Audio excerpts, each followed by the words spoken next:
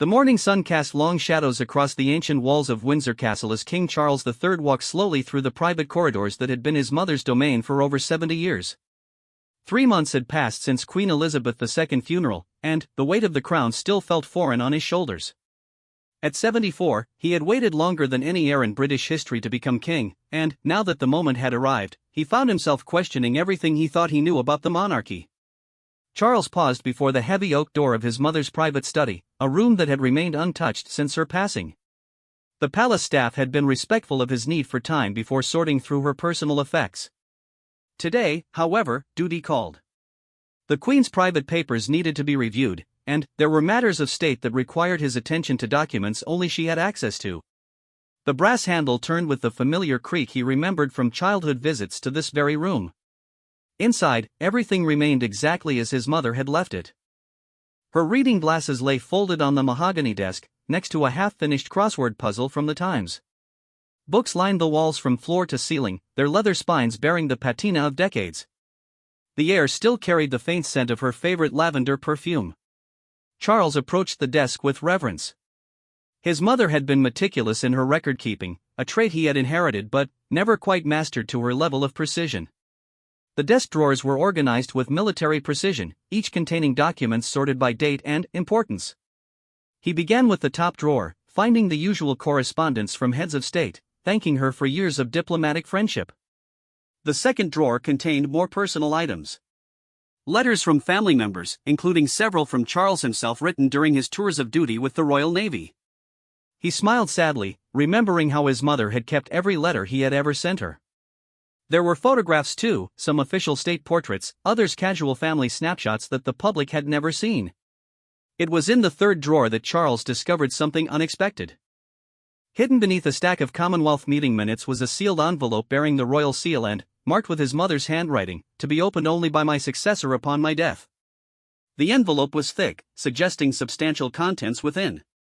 Charles felt his heart rate quicken as he broke the seal. Inside were several documents, the topmost being a letter in his mother's distinctive script, dated just 6 months before her death. The letter began with words that would forever change his understanding of the monarchy and his own family. My dearest Charles, the letter read, if you are reading this, then, I have passed on to meet your father, and the burden of the crown now rests upon your shoulders. There are matters of great importance that I must share with you, secrets that have been kept for the preservation of the monarchy itself. What I am about to reveal may shock you, but it is your right and duty to know the truth. Charles sat heavily in his mother's chair, his hands trembling slightly as he continued reading.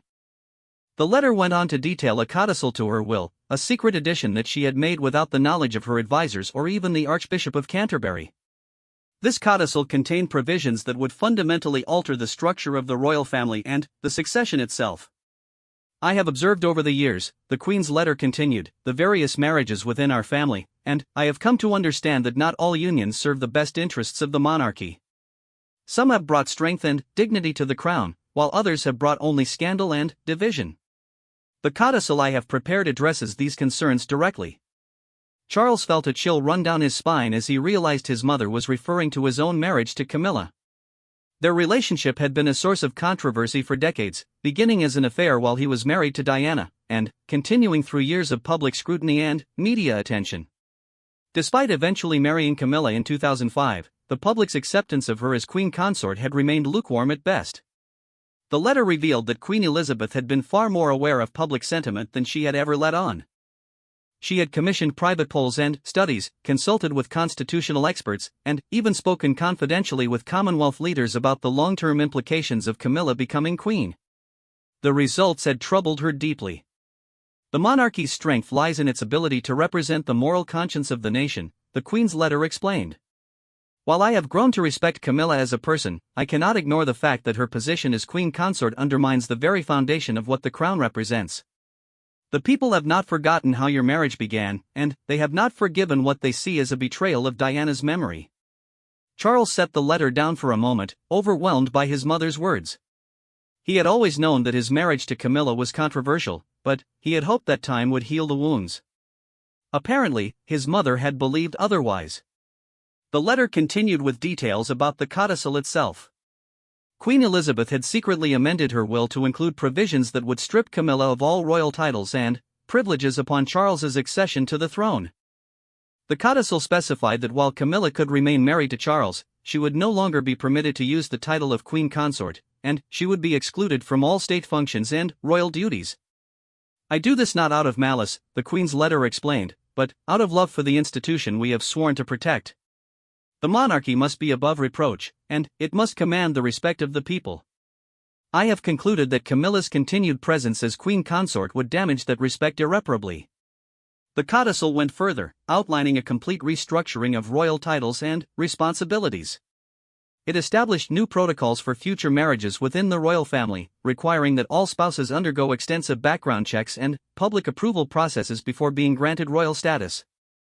It also included provisions for the automatic revocation of royal titles in cases where the title holder brought scandal or disgrace upon the crown. Charles realized that his mother had essentially created a new constitutional framework for the monarchy, one that prioritized institutional integrity over personal relationships.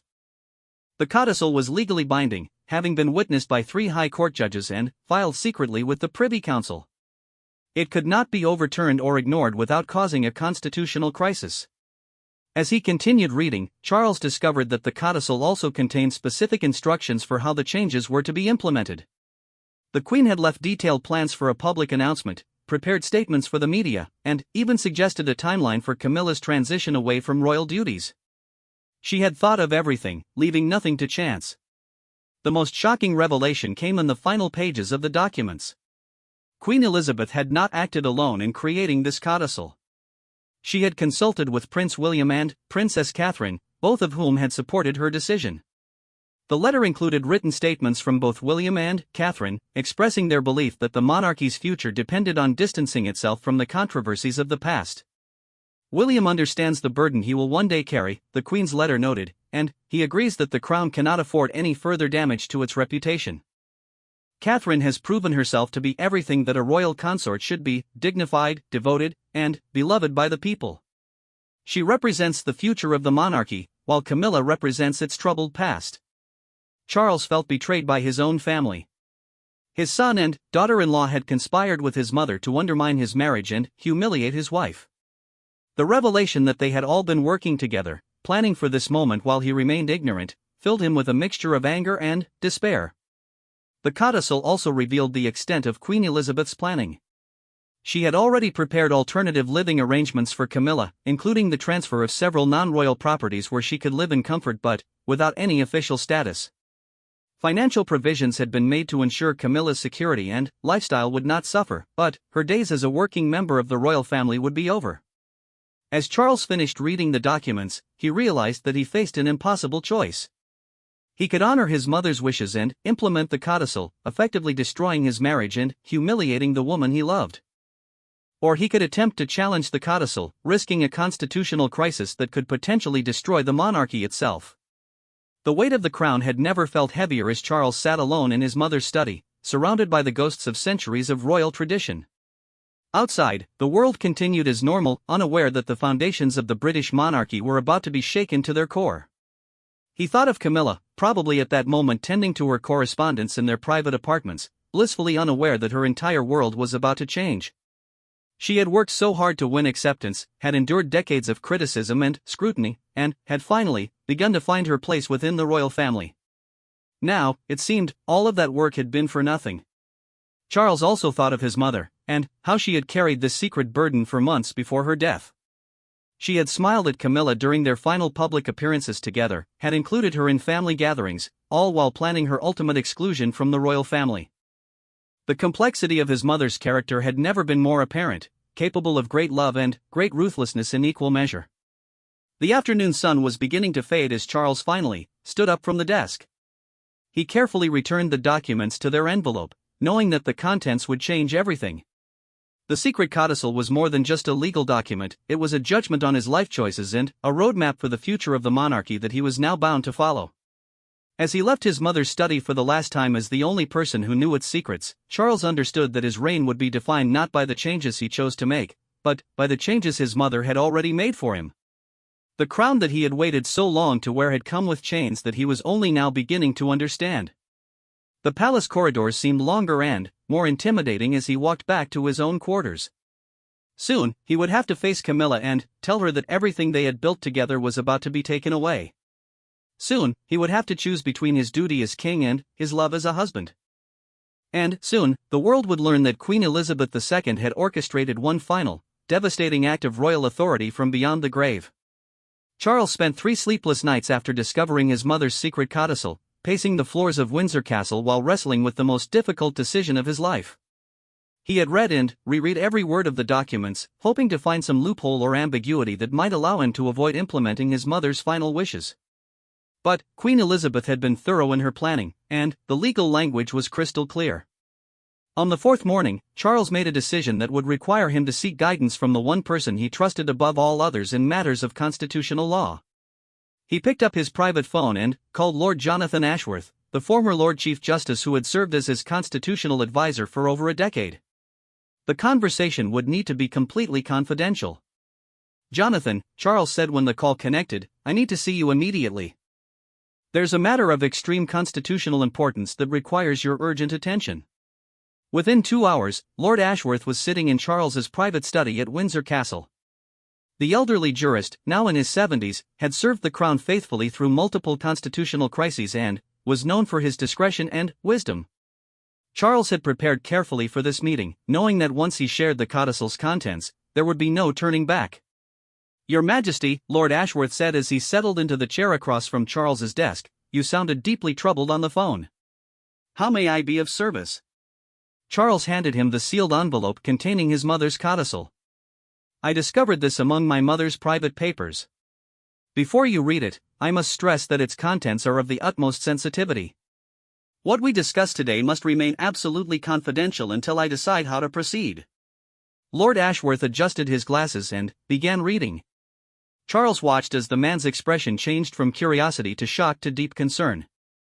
The silence in the room was broken only by the ticking of an antique clock and the rustling of papers as the Lord Chief Justice examined each document carefully.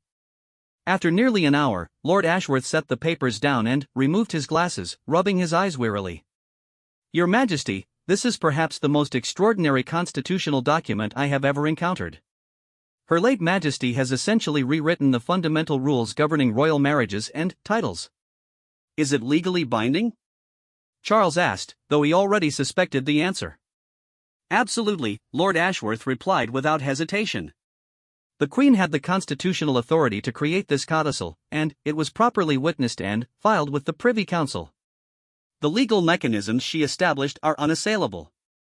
You are constitutionally obligated to implement these provisions." Charles felt the last of his hopes evaporate. "What if I choose not to implement it? What if I simply ignore it?" Lord Ashworth's expression grew grave. "That would constitute a direct violation of your constitutional oath and could trigger the most serious constitutional crisis in British history. The Privy Council is already aware that this codicil exists. They received sealed copies when it was filed. If you fail to implement it, they would be obligated to make it public, which would effectively force your hand."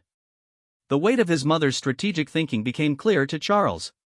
She had not only created the codicil but had also ensured that ignoring it would be impossible. "How long do I have before this becomes public knowledge?" "The codicil specifies a 6-month grace period from the date of succession," Lord Ashworth explained. "That gives you approximately 3 months to prepare for implementation. Her late Majesty clearly intended to give you time to adjust to your new role before dealing with this matter." Charles stood and walked to the window, looking out at the grounds where he and his siblings had played as children, where his mother had walked with her beloved corgis, where generations of royals had lived and died. "What about Camilla? What provisions are made for her?" "The codicil is quite generous in that regard," Lord Ashworth said, consulting the documents again. "She retains her personal wealth and receives a substantial annual allowance from the Crown estate. She's granted lifetime use of Raymell House and Birkhall, both of which she loves. She simply cannot hold any royal title or participate in any official royal duties." "But she remains my wife?" "Yes, Your Majesty. The codicil specifically states that your marriage remains valid. However, she would need to revert to her previous title of Duchess of Cornwall in private life, and, in public, she would simply be Mrs. Parker Bowles." The humiliation that this would cause Camilla was not lost on Charles. After years of working to establish herself as a respected member of the royal family, she would be stripped of everything she had earned. The public nature of such a demotion would be devastating. There's another matter we need to discuss, Lord Ashworth continued hesitantly. The Codicil requires that you personally announce these changes to the nation. Her late Majesty was quite specific about this. She wanted you to take full responsibility for the decision, even though it was hers. Charles turned back to face his advisor. She wanted me to take the blame. I believe she wanted to protect the institution of the monarchy by ensuring that this decision appeared to be yours, made in the best interests of the crown. If it appeared to be posthumous vindictiveness, it could damage the monarchy's reputation. The brilliance of his mother's final manipulation was breathtaking. Even in death, she was protecting the crown by ensuring that Charles would bear the public consequences of her decision. The newspapers would call him weak for bowing to his dead mother's wishes, or cruel for abandoning his wife. Either way, the monarchy itself would remain above reproach. What about William and Catherine? The documents suggest they supported this decision. Lord Ashworth nodded gravely. According to the Codicil, Prince William was consulted extensively during its creation. There are written statements from both him and the Princess of Wales supporting the decision. They apparently believed it was necessary for the long-term stability of the monarchy. Charles felt another wave of betrayal wash over him. His own son and daughter-in-law had conspired against Camilla, the woman who had become a loving stepmother to William and Harry. The family dynamics he had worked so hard to repair after Diana's death were about to be shattered once again. I need to speak with William immediately, Charles said. Arrange a private meeting for tomorrow morning. Your Majesty, if I may suggest, you should also consider how to approach the Queen Consort about this matter. The longer you delay, the more difficult it will become. Charles knew that Lord Ashworth was right, but the thought of telling Camilla that her entire world was about to collapse filled him with dread. She had already endured so much criticism and hostility over the years. This would destroy her. That evening, Charles found himself unable to face Camilla during their usual private dinner. He sent word that urgent state business required his attention, leaving her to dine alone. Instead, he spent the evening in his study, staring at the codicil documents and trying to find the courage to destroy the woman he loved in order to fulfill his constitutional duty. The next morning brought no clarity, only the arrival of Prince William at Windsor Castle. Charles had asked his son to come alone, without Catherine, for this conversation would be difficult enough without additional witnesses. They met in the same study where Charles had discovered the codicil, the weight of royal history pressing down upon them both.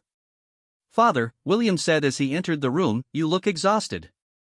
Are you feeling well?" "I've discovered Mother's codicil," Charles said without preamble. "I know about your involvement in its creation." William's expression immediately became guarded. "I see. I wondered when you would find it. How could you?" Charles asked, his voice filled with pain and anger. "How could you conspire with your grandmother against Camilla? Against me?" William took a seat across from his father, his posture straight and formal. "It wasn't a conspiracy, Father. It was a difficult decision made for the good of the monarchy. Grandmother asked for our opinion, and Catherine, and I gave it honestly." "Your opinion was to humiliate my wife and destroy everything she's worked for?" "Our opinion was that the monarchy's future was more important than any individual's feelings," William replied firmly. "You've seen the polling data, Father. The public has never fully accepted Camilla as queen. Every time there's a state occasion, the criticism resurfaces. Every time she appears in Diana's jewelry or takes Diana's place at important ceremonies, there's a backlash." Charles stared at his son, recognizing the same ruthless pragmatism that had characterized his mother's approach to royal duty. "So you decided to sacrifice her for the sake of popularity?" "We decided to prioritize the institution over personal relationships," William corrected. "The same choice you'll have to make now." "Grandmother knew this day would come, and she prepared for it because she knew you wouldn't have the strength to make this decision yourself." The accusation stung because Charles knew there was truth in it. He had always struggled with the conflict between his personal desires and his royal duties. His mother had known his weaknesses and had acted to protect the monarchy from them. "What about Catherine? How does she justify this betrayal?" William's expression softened slightly. "Catherine has nothing but respect for Camilla personally. But she also understands what it means to be queen consort, and she knows that role comes with responsibilities that extend far beyond personal happiness. She believes that the monarchy must be above reproach, and she's willing to make sacrifices to ensure that. Including sacrificing my marriage? Including accepting that sometimes duty must come before desire, William replied. Just as you did when you married Diana instead of Camilla the first time. Grandmother was asking you to make that same choice again. The parallel was painful but accurate. Charles had indeed chosen duty over desire once before, marrying Diana because she was deemed suitable rather than marrying Camilla whom he loved. That decision had led to years of misery for everyone involved and had ultimately failed anyway. Now his mother was asking him to repeat that mistake. The codicil is legally binding, Charles said finally. Lord Ashworth confirmed it this morning. William nodded. Grandmother was very thorough. She wanted to ensure that you couldn't ignore it, even if you wanted to. And, you support this? You think I should strip your stepmother of her titles and humiliate her publicly? William was quiet for a long moment before answering. I think you should do what's best for the crown, father. Whatever personal cost that might entail. That's what being king means. Charles realized that his son had already mentally prepared for his own future reign, accepting that personal relationships would always be secondary to constitutional duty. It was a coldly practical view of monarchy that Charles had never fully embraced but that his mother and now his son saw as essential. There's something else you should know, William continued. The codicil doesn't just address Camilla's situation. It establishes new protocols for all future royal marriages, including mine and Catherine's children. Grandmother was thinking far beyond your reign. Charles felt a chill as he realized the full scope of his mother's planning. She had not just targeted Camilla but had created a new constitutional framework that would govern the royal family for generations to come. The codicil was not just about punishing past mistakes but about preventing future ones. As William left Windsor Castle that afternoon, Charles remained in his study, staring out at the autumn gardens and contemplating the impossible position his mother had created for him. He could honor her wishes and destroy his marriage, or he could attempt to defy constitutional law and potentially destroy the monarchy itself. Either choice would exact a terrible price, and Charles began to understand that his mother's final act as queen had been to ensure that her son's reign would be defined by the same brutal pragmatism that had characterized her own 70-year rule. The crown, it seemed, demanded nothing less than everything. The moment Charles had dreaded for weeks finally arrived on a gray November morning when he could no longer delay the inevitable conversation with Camilla. He had spent days rehearsing what he would say, but no amount of preparation could make this task easier. The woman he loved was about to learn that his mother's final act had been to engineer her complete removal from royal life. Charles found Camilla in her private sitting room at Clarence House, reading correspondence from various charities she supported.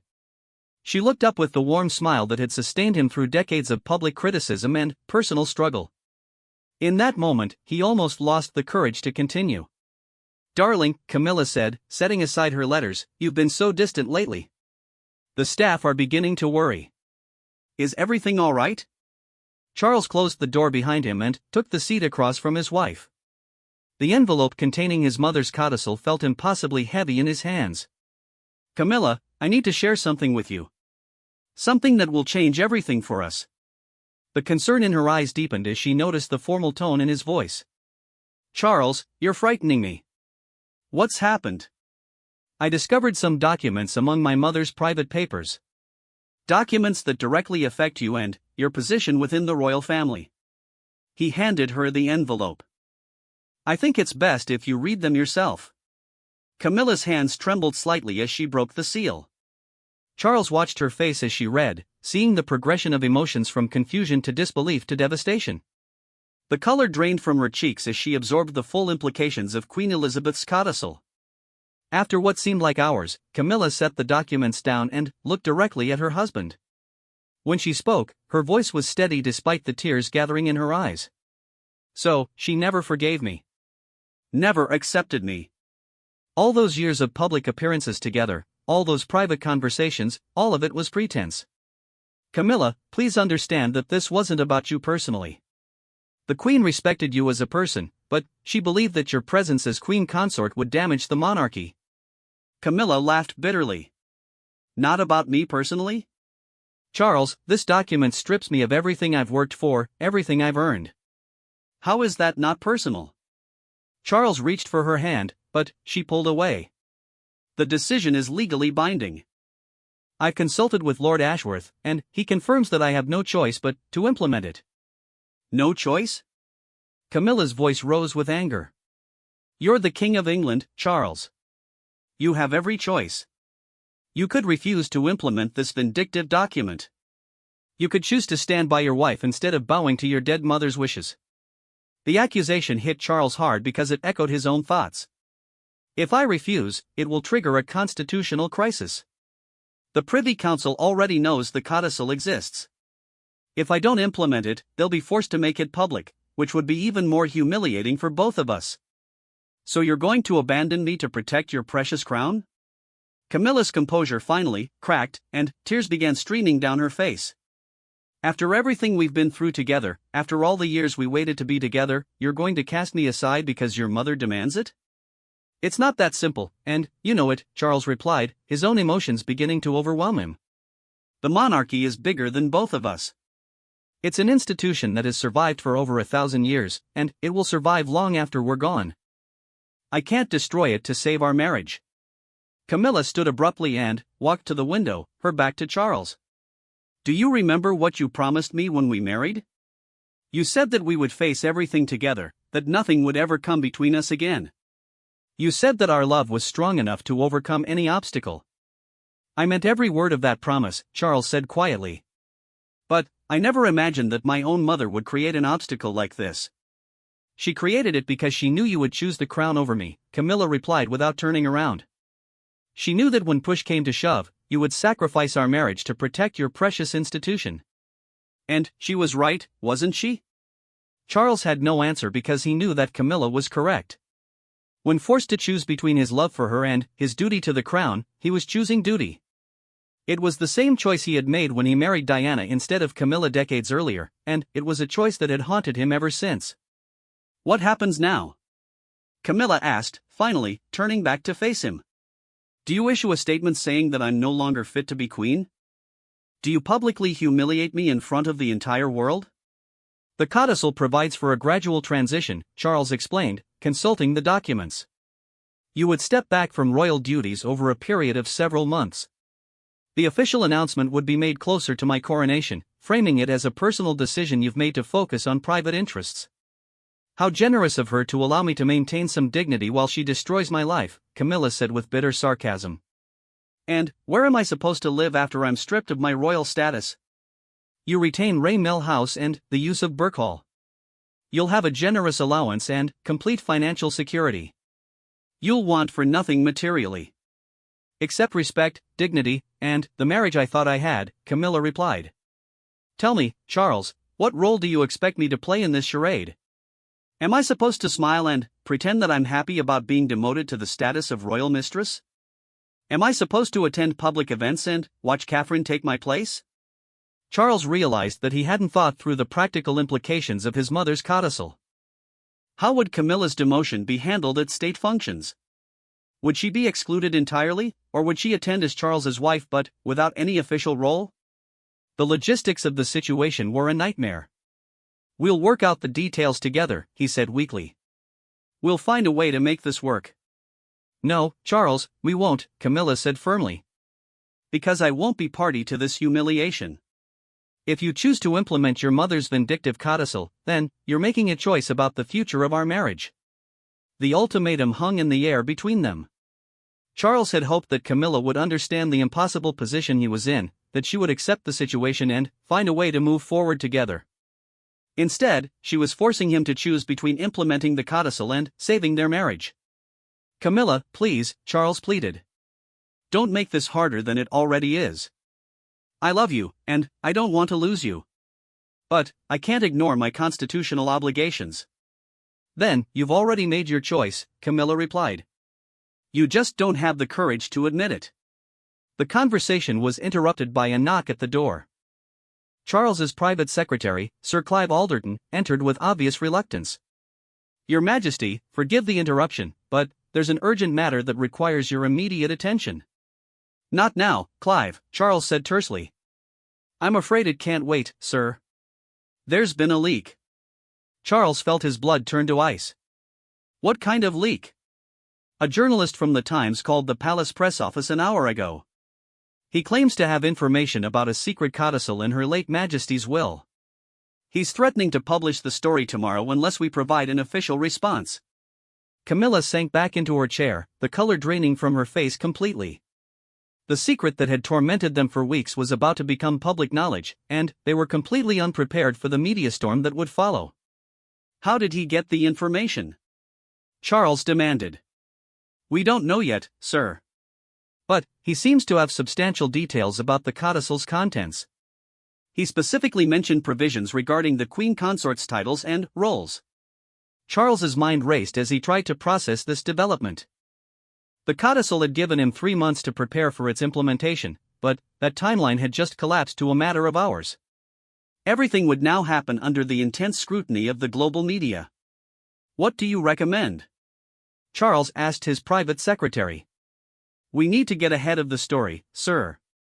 If we allow this journalist to frame the narrative, it could be devastating for the monarchy. I recommend that we prepare an official statement and release it before his article appears. Camilla laughed humorlessly. Perfect timing. Now I'll be publicly humiliated whether Charles implements the codicil or not. Charles realized that his mother's strategic planning had accounted for this possibility as well. The codicil contained detailed instructions for handling media leaks, including prepared statements and communication strategies. Even in death, Queen Elizabeth was still controlling the narrative. Give us an hour, Clive, Charles said. I'll provide you with our response then. After Sir Clive left, Charles and Camilla sat in silence for several minutes. The weight of the impending public revelation hung heavily between them. Their private struggle was about to become a global spectacle. I suppose this makes your decision easier, Camilla said finally. You can't back down now without looking weak and indecisive. Your mother has trapped you perfectly. Charles felt the full force of his mother's manipulation. By creating a situation where backing down would be more damaging than moving forward, she had ensured that her codicil would be implemented regardless of his personal feelings. What do you want me to do? Charles asked desperately. Tell me what you want, and I'll find a way to make it happen. Camilla looked at him with a mixture of love and disappointment. I want you to be the man I fell in love with, not the king your mother tried to make you. But I don't think you know the difference anymore. She stood and walked toward the door, pausing only to look back at Charles one final time. When you issue your statement tomorrow, make sure you take full responsibility for this decision. Don't hide behind constitutional obligations or your mother's wishes. If you're going to destroy our marriage for the sake of the crown, at least have the courage to admit that it was your choice. With those words, Camilla left the room, leaving Charles alone with the documents that had torn his life apart. The codicil lay open on the table before him, its pages containing the blueprint for his future reign and the destruction of his personal happiness. As the afternoon sun faded outside the windows of Clarence House, Charles began drafting the statement that would change everything.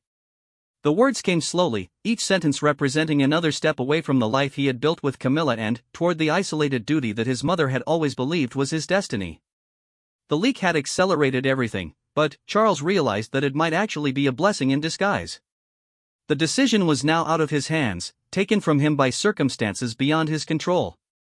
He could implement his mother's codicil while maintaining that he had no choice, sparing him the burden of taking full responsibility for destroying his marriage. It was, he recognized, exactly what his mother had planned all along. The morning of the official announcement dawned cold and grey over London, matching the somber mood inside Buckingham Palace. Charles stood before his bathroom mirror, adjusting his tie with trembling hands as he prepared for what would arguably be the most difficult speech of his life. In just 2 hours, he would address the nation and formally implement his mother's codicil, stripping Camilla of her royal titles and forever altering the landscape of the British monarchy. The past week had been a whirlwind of media speculation and frantic preparation. The Times article had broken the story with devastating accuracy, forcing the palace to confirm the existence of Queen Elizabeth's secret codicil. The revelation had dominated news cycles around the world, with royal experts, constitutional scholars, and political commentators offering endless analysis of the unprecedented situation. Camilla had not spoken to Charles since their confrontation at Clarence House. She had moved back to Ray Mill House immediately after the story broke, refusing to participate in what she called the royal charade of their marriage.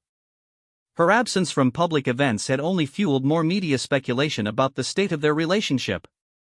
Charles had tried repeatedly to reach her by phone, but his calls went unanswered. The woman who had been his closest confidant and strongest supporter for decades had effectively vanished from his life, leaving him to navigate this crisis alone. The isolation was crushing, but he recognized it as perhaps the first taste of the lonely burden that came with absolute power. The speech he was about to deliver had been crafted over several sleepless nights, with input from his closest advisors and constitutional experts. Every word had been carefully chosen to minimize damage to the monarchy while acknowledging the painful personal cost of the decision. The challenge was presenting his mother's posthumous manipulation as his own considered judgment. Sir Clive Alderton knocked softly on the door of Charles's private study. "Your Majesty, it's time." Charles took a deep breath and followed his private secretary through the corridors of Buckingham Palace toward the throne room, where television cameras and a small group of invited guests waited. The walk felt endless, each step taking him further from the life he had known and closer to a future shaped entirely by duty and constitutional obligation. The throne room was arranged with the formal dignity appropriate for such a momentous occasion. Charles would speak from behind a podium bearing the royal coat of arms, with the throne itself visible in the background as a reminder of the institution he was sworn to protect. Television cameras would carry his words to audiences around the world, ensuring that this moment would be remembered for generations. As Charles entered the room, he noticed several familiar faces among the assembled guests. Prince William and Princess Catherine sat in the front row, their expressions carefully neutral but supportive. Behind them were senior members of the royal household, representatives from the Church of England, and select members of Parliament. Notably absent was any representative from Camilla's family or circle of friends. Charles approached the podium and looked directly into the camera that would carry his words to the nation.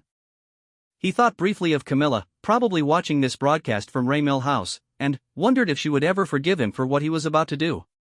"My fellow citizens of the United Kingdom and the Commonwealth," Charles began, his voice steady despite the turmoil in his heart, "I address you today on a matter of profound constitutional and personal importance that will affect the future of our monarchy." He paused, gathering strength for what came next. "As you are aware, recent reports have revealed the existence of a codicil to my mother's will, a document that establishes new protocols for royal titles and responsibilities. After careful consideration and extensive consultation with constitutional experts, I have decided to implement the provisions of this codicil in full." The words felt like stones in his mouth, each one representing another step away from the woman he loved. Charles could almost feel Camilla's pain across the distance that separated them. Effective immediately, Charles continued, Her Majesty Queen Camilla will relinquish all royal titles and official duties. She will no longer serve as queen consort, and she will step back from all public engagements and ceremonial functions associated with the crown. The announcement sent a visible shock through the assembled guests, despite the fact that most had anticipated this moment since the story first broke. The formal declaration made the situation real in a way that media speculation had not. "This decision has not been made lightly," Charles emphasized, following the script his advisors had prepared. "The monarchy must serve the people, and it must command their respect and confidence. After extensive reflection, I have concluded that the changes outlined in my mother's codicil are necessary to ensure the long-term stability and integrity of the institution we all serve." Charles knew that these words were a carefully crafted fiction designed to protect both the monarchy and his own reputation. The truth was that he had no choice in the matter, that his mother had engineered a situation where compliance was the only option. But the public would never know about the constitutional trap that had been laid for him. "Mrs. Camilla Parker Bowles," Charles continued, using her former name for the first time in years, "will continue to be my beloved wife in our private life. She retains my complete love and respect, and she will always be welcome at family gatherings and personal celebrations. However, she will no longer participate in the official functions of the monarchy." The distinction between public and private roles was crucial to the palace's strategy for managing this crisis. By emphasizing that Charles and Camilla remained married in their personal lives, they hoped to soften the blow of her public demotion while maintaining the constitutional requirements of the codicil. "I want to express my profound gratitude to Mrs. Parker Bowles for her years of dedicated service to the crown and to the people of this nation," Charles said, his voice breaking slightly with genuine emotion. "She has conducted herself with grace and dignity throughout her time as queen consort, and she deserves our thanks and respect for her contributions to public life. These words of praise for Camilla were among the most difficult for Charles to deliver, knowing that they would ring hollow to the woman who was losing everything she had worked to build. The public tribute felt like an inadequate consolation prize for the destruction of her royal status. The Codicil also establishes new protocols for all future royal marriages, Charles explained, moving to the broader implications of his mother's document. These protocols are designed to ensure that the monarchy continues to serve the nation with the highest standards of integrity and public confidence. All future spouses of members of the royal family will be subject to enhanced scrutiny and approval processes. This aspect of the Codicil had received less media attention, but Charles knew it would have profound implications for future generations of royals. His mother had essentially institutionalized the lesson she believed should be learned from his controversial marriage to Camilla. I understand that this announcement may come as a shock to many, Charles continued, and I know that there will be those who disagree with this decision. However, I am confident that these changes will strengthen the monarchy and ensure its continued relevance for generations to come. The speech was carefully designed to present Charles as a decisive leader making difficult choices for the greater good, rather than as a son trapped by his mother's posthumous manipulation. The fiction was necessary to protect the institution, even at the cost of his personal reputation. In closing, Charles said, approaching the end of his prepared remarks, I want to reaffirm my commitment to serving as your king with dedication, integrity, and humility. The changes I have announced today are made in service of that commitment, and I ask for your understanding and support as we move forward together.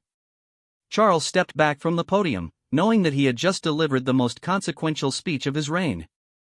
The formal announcement was over, but the real consequences were only beginning. The media would dissect every word, royal experts would analyze the constitutional implications, and the public would render their verdict on his decisions. As the cameras stopped rolling and the guests began filing out of the throne room, Charles felt an overwhelming sense of isolation. The crown that he had waited so long to wear had never felt heavier, and the cost of wearing it had never been clearer. Prince William approached his father as the room emptied. You did what had to be done, he said quietly. Grandmother would be proud. Charles looked at his son and saw the same ruthless pragmatism that had characterized his mother's approach to royal duty. William had already mentally prepared for his own future reign, accepting that personal relationships would always be secondary to constitutional obligations. At what cost, William? Charles asked. At what cost? The cost that every monarch pays, William replied. The sacrifice of personal happiness for the greater good of the institution. It's what separates us from ordinary people. Charles realized that his son had already internalized the lessons of this crisis, understanding that the crown demanded everything from those who wore it. The Codicil had not just stripped Camilla of her titles, it had served as a brutal education for the next generation of royals about the true price of power. Later that evening, Charles sat alone in his private study at Buckingham Palace, the silence broken only by the ticking of an antique clock. His phone showed dozens of missed calls from friends and family members, but there was only one call he truly wanted to receive. Camilla had not attempted to contact him since his speech, and her silence spoke volumes about the damage that had been done to their relationship. The newspapers would tomorrow carry headlines declaring the end of the Camilla era and speculating about the future of the royal marriage. Constitutional experts would praise Charles for putting duty before personal desire, while critics would attack him for abandoning his wife under pressure. None of them would understand the impossible position his mother had created for him. Charles picked up the phone and dialed Camilla's number at Mill House, knowing that she probably would not answer but needing to try anyway. The phone rang several times before going to voicemail. Camilla, Charles said to the recording, I know you probably don't want to hear from me right now, but I need you to know that implementing the Codicil doesn't change how I feel about you. I love you, and I always will. I hope that someday you'll be able to forgive me for choosing duty over our happiness. He ended the call and set the phone aside, knowing that words alone would not repair the damage that had been done. His mother's Codicil had achieved exactly what she had intended. It had protected the monarchy by forcing Charles to sacrifice his personal relationships for the good of the institution. As Charles prepared for bed on this first night of his new reality, he understood that his reign would be defined not by the changes he chose to make, but by the changes his mother had forced upon him. The crown had demanded its price, and he had paid it in full, losing the woman he loved in order to preserve an institution that would long outlive them both. The secret codicil had been fully implemented, the royal titles had been stripped away, and the British monarchy had once again demonstrated its ability to survive by sacrificing those who served it. Queen Elizabeth II had orchestrated her final victory from beyond the grave, ensuring that the crown would remain untarnished even as it broke the hearts of those who wore it. In the end, Charles reflected, his mother had taught him the most important lesson of kingship, that the monarch belongs not to himself or his family, but to history, and that history demands sacrifices that ordinary people could never understand or accept.